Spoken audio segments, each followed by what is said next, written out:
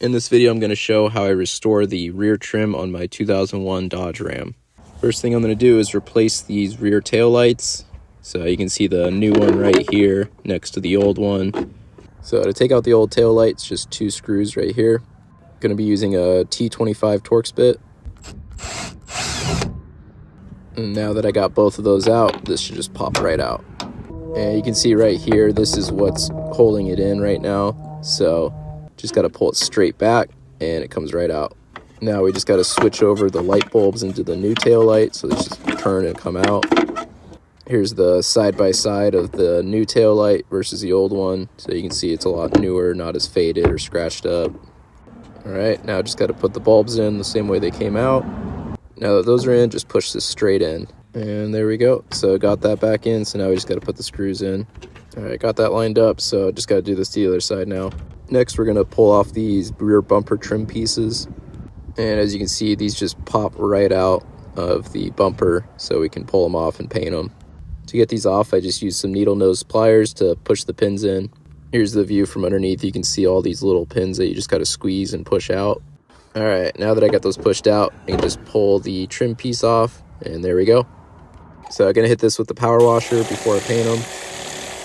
All right, now they're all cleaned up, so I'm gonna let these dry and then we're gonna throw a nice coat of paint on them. Gonna hit the back bumper with the power washer as well since I got these off, get it nice and cleaned up.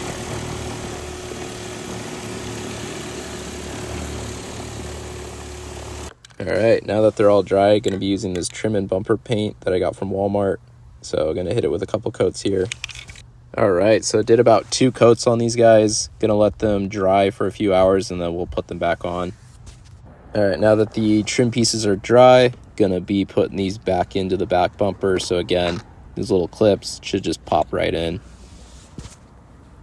And there we go. So I got both of the trim pieces back on. Looks a lot better. So now we gotta move to this back tailgate trim. So first thing I'm doing is just masking around the actual trim, so that way we don't get any overspray where we don't want it.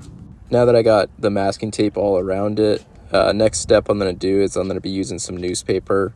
I'm going to help put that all around it to block out the rest of the car. And there we go. So I got newspaper blocking out all the parts that I don't want to get paint on, so I should be ready to spray it now.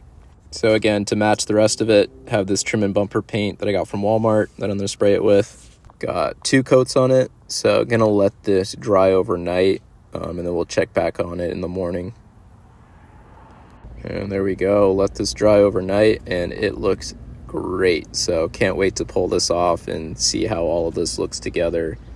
Should make a huge difference. And here's the final product. So it looks so much better. Almost looks brand new again with the black spray paint and then it matching pretty well. I did the license plate holder as well, as you can see there. So all in all, really happy with the results. And then here's another view of it out in the sun.